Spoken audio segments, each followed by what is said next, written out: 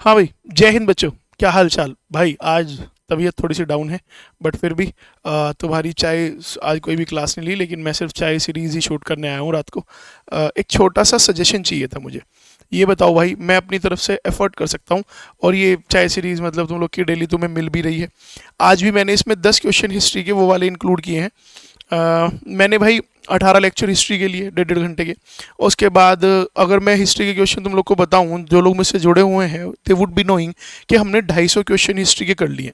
और 250 question PYQs, ये एक बहुत अच्छा नंबर है। तुम लोग खुद सोच के देखो कि हम लोग कभी खुद इतनी प्रैक्टिस करते हैं क्या।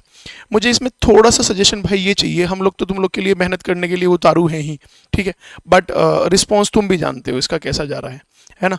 मुझे थोड़ा सा ये बताओ कि मैं अपने एंड से इसको और बेहतर कैसे कर सकता हूँ। मैं मतलब how I can put my more efforts for you so that ये मतलब और अच्छे तरीके से ये हो सके, और अच्छे तरीके से चल सके। मेरे दिमाग में एक चीज़ आ रही थी, क्या हम इसको ऐसा कर सकते हैं कि जो सब्जेक्ट के जो क्वेश्चंस हैं वो तो मैं तुम्हें वैसे भी भरपूर करवाई रहा हूँ, है ना, वहाँ पे भी करवाऊँगा। क्या हम इस चाय सीरीज़ को ऐसा कर लें कि सुबह को 6 बजे तुम्हें डेली करंट अफेयर्स के क्वेश्चन मिल जाया करेंगे। डेली 10 क्वेश्चन करंट अफेयर्स के ये तुम्हें सुबह के टाइम मिल जाया करेंगे। तो कैसा रहेगा? मुझे ज़रूर अपना ओपिनियन कमेंट सेक्शन में आज आप लोग बताएंगे, ठीक है। चलो, without wasting any further time शुरू करते हैं। द रूइंस ऑफ हम्पी, है ना, हम्पी के खंडहरों को ईस्ट इंडिया कंपनी के निम्नलिखित में से किस ब्रिटिश अधिकारी ने उजागर किया था?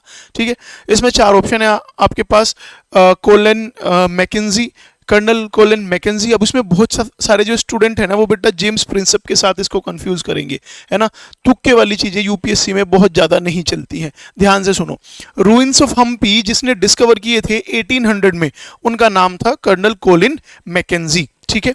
और ये first surveyor general of India भी थे, जो 1815 में बने थे, ठीक है। फिर बात करते हैं जेम्स प्रिंसेप की। जेम्स प्रिंसेप वो हैं जो एंशियंट में तुमने स्क्रिप्ट पढ़ी होंगी। इन्होंने डेसिफर की थी कौन सी स्क्रिप्ट? ब्राह्मी और खरोष्टी स्क्रिप्ट। प्लस एक फैक्ट इनके बारे में और जान लो, जेम्स प्रिंसेप ने ये फाउंडिंग एडिटर थे किसके? एशियाटिक सोसाइटी ऑफ बंगाल के, ठीक है। आंसर तुम्हारा ये है, लेकिन इनके बारे में भी फैक्ट जान लो क्योंकि पीवाईक्यू में ये भी पूछा गया है। फिर जेम्स रेनल की अगर हम बात करें तो ये वो हैं जिन्होंने first accurate map of India दिया था, ठीक है बेटा। इस तरह से मतलब हम लोग, तुम जानते ही हो कि हमने कल भी जो क्वेश्चन किए मैराथन में, हम एक क्वेश्चन में से ही ना ज़्यादा से ज़्यादा फैक्ट जानने की कोशिश करते हैं, क्योंकि ये सब PYQ है भाई, ये प्रैक्टिस क्वेश्चन नहीं है। यहाँ से मतलब फाउंडेशन बहुत मजबूत बनता है। तो मुझे कमेंट सेक्शन में भाई जरूर आज बताना कि अगर इसको हम चाय सीरीज को ऐसा करें तो कैसा रहे भाई। Who among the following belong to Serampore mission? पहली चीज तो सेरमपोर मिशन है क्या?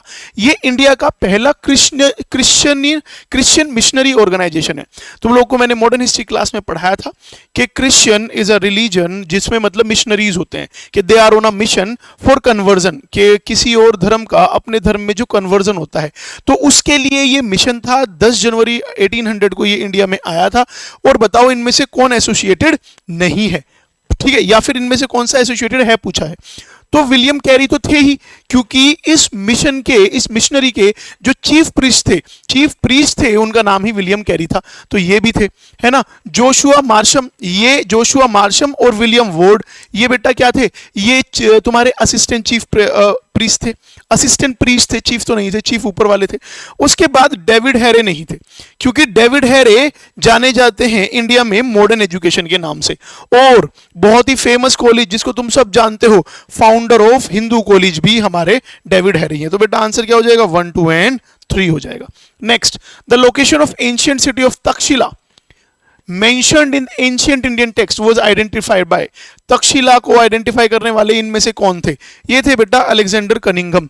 ये तक्षशिला वही है that is great seat of learning. यहां से देखो कैसे कैसे मतलब इंटेलेक्चुअल्स निकले हैं। समबडी लाइक कौटिल्य जिन्होंने अर्थशास्त्र लिखा है, समबडी लाइक पाणिनि जिन्होंने संस्कृत ग्रामर लिखी है, समबडी लाइक चरक को तो तुम सब जानते हो मेडिसिन में।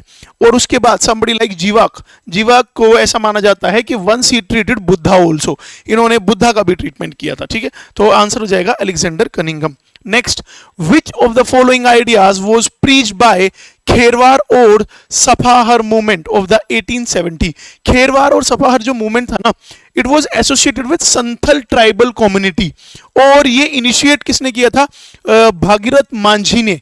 मांझी से तुम्हें याद है, Manjhi the mountain man, UPSC की जर्नी में भाई बहुत काम आता है ये, कि जब तक तोड़ेंगे नहीं तब तक छोड़ेंगे नहीं। और ये किस चीज के ऊपर बिलीव करते थे? एक भगवान है ना, सबका मालिक एक भगवान, तो ये वननेस पे बिलीव किया करते थे। अब बता दो इनमें से क्या है, ये तो बहुत ही आसान हो गया, monotheism and internal social reforms. ज्यादा अगर भगवान में हम इस तरह से रहेंगे तो हम ज्यादा मतलब सुपरस्टिशियस चीजों में बिलीव करेंगे। It is better to assume कि भगवान एक है, सबका मालिक एक है, और फिर समाज में बदलाव लेके आओ बेहतरी के लिए, ठीक है।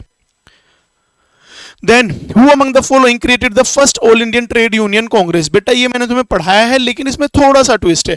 एग्जामिनर ने ये एनडीए 2020 में जब पूछा था ना, तो इसके दो इंपॉर्टेंट मेंबर हैं जो हमें पढ़ाए जाते हैं कि लाला लाजपत राय इसके प्रेसिडेंट थे और दीवान चमनलाल जनरल सेक्रेटरी थे इसके। लेकिन बेटा ये दोनों नाम ऑप्शन में थे ही नहीं। नाम क्या था? नाम था एनएम जोशी। तो याद रखना एनएम जोशी हैं, क्योंकि NM Joshi one of the founding member हैं किसके? All India trade union congress के। तो इसका आंसर क्या हो जाएगा? एनएम जोशी, क्योंकि इनमें से कोई भी नाम है नहीं, ध्यान रखना, ठीक है। Next, which one among the following was India's first trade union in proper sense? इनमें से ट्रेड यूनियन भारत की सबसे पहली प्रोपर सेंस में कौन सी थी? ये बेटा मद्रास लेबर यूनियन थी, जो कि बनाई किसने थी? बीपी वाडिया ने और वी कल्याण सुंदरम ने। और ये कौन सी मिल के वर्कर्स थे? वर्कर्स थे of Carnatic mill and Buckingham, जो मिल थी उनके वर्कर्स थे। इन्होंने 1918 में बीपी वाडिया और वी कल्याण सुंदरम ने मिल के बनाई थी मद्रास लेबर यूनियन, ठीक है। फिर उसके बाद social theorists in the 19th and 20th century emphasise the emergence of industrialisation, urbanisation और secularisation and bureaucratisation is a hallmark. ये चारों चीजें किस चीज का हॉलमार्क है? मॉडर्निटी का, फ्यूडलिज्म का, किंगशिप का या मेडाइवलिज्म का, ठीक है। सेक्युलरिज्म और ब्यूरोक्रेटिज्म, ये किंगशिप का तो बेटा हो नहीं सकता, मेडाइवलिज्म का नहीं हो सकता। फ्यूडलिज्म होता है सामंतवाद। एंशिएंट हिस्ट्री अगर आपने बहुत अच्छे से पढ़ी होगी तो ये बहुत इंपॉर्टेंट कंसेप्ट है, जहां पे किंग के सामंत हुआ करते थे।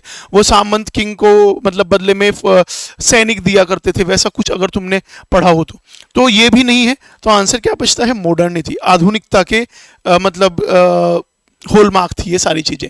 8th क्वेश्चन, इनमें पूछा है क्रोनोलॉजिकल इवेंट, लेकिन इस बार एग्जामिनर ने, ये एनडीए 2024 का बहुत रिसेंट सवाल है, इसमें एग्जामिनर ने देखो क्या किया। ज्यादातर एग्जामिनर 1 साल के आसपास का गैप रखता है, लेकिन जब मैंने तुम्हें पढ़ाया था शाम वाली क्लास में 1919 ईयर, मैंने तुम्हें बताया था हमने पूरी एक क्लास 1919 पे ही ली थी, मगर बेटा ये इंपॉर्टेंट है, 1919 के ही लगभग सारे इवेंट दिए हुए हैं। ये देखो, जैसे जलियांवाला बाग सबसे पहले हुआ था, इनमें से passing of Rowlatt act, black act, March 1919। उसके बाद ये प्री कंडीशन था, शायद अगर ये ना होता तो जलियांवाला बाग ना होता, मैंने तुम्हें क्लास में प्री कंडीशन वर्ड से भी बताया था। उसके बाद ये हुआ था जलियांवाला बाग। उसके बाद नवंबर ऑल इंडिया खिलाफत कॉन्फ्रेंस इन दिल्ली। उसके बाद चौथे पे ऑफिशियली 1920 में जाके खिलाफत मूवमेंट, वो नॉन कोऑपरेशन मूवमेंट लॉन्च हुई थी। तो बेटा ये किस तरह से हो गए? 3 4 2 और 1, 3 4 2 और 1, तो आंसर हो जाएगा इसका ये, ठीक है। 9th, इसमें सिस्टम, कैटेगरी और डिस्क्रिप्शन क्या होता है? जैसे कि उपारी क्या होता है? उपारी होता है category of tenancy tenure held under the Marathas, उसको क्या बोलते हैं? उपारी। उसके बाद फिर पट्टादार क्या होते हैं?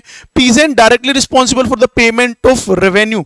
ध्यान आया? कुछ ऐसा ही कुछ रियोटवारी सिस्टम में भी था क्या, कि जहां पे peasant directly responsible for the payment of revenue, ठीक है, इसको क्या बोलते हैं? पट्टादार। फिर मिरासीदार, मिरासीदार क्या होता है? Coparcenary title holder and designated revenue payer in southern India, south की तरफ था ये नाम। और उसके बाद तुम्हारे इनाम लैंड्स, इनाम लैंड क्या है? लैंड रेवेन्यू है। गिफ्ट ऑफ लैंड और लैंड रेवेन्यू, जब हम अपनी भूमि का कुछ एक टुकड़ा जब हम गिफ्ट में देते हैं उस तरह से बोलते हैं, ठीक है। इससे मुझे याद आया भूदान मूवमेंट। भूदान मूवमेंट के लिए जो सबसे फेमस आदमी है जिनकी हमने कल बात की थी, जरा उनके मुझे नाम बताओ, ठीक है। तो ये बेटा पहले पे दूसरा, पहले पे दूसरा कहाँ है? ये हट गया, ये हट गया, पहले पे दूसरा यहाँ है और यहाँ है, और दूसरे पे पहला, यानी 2 1, आंसर हो जाएगा 2 1 4 3।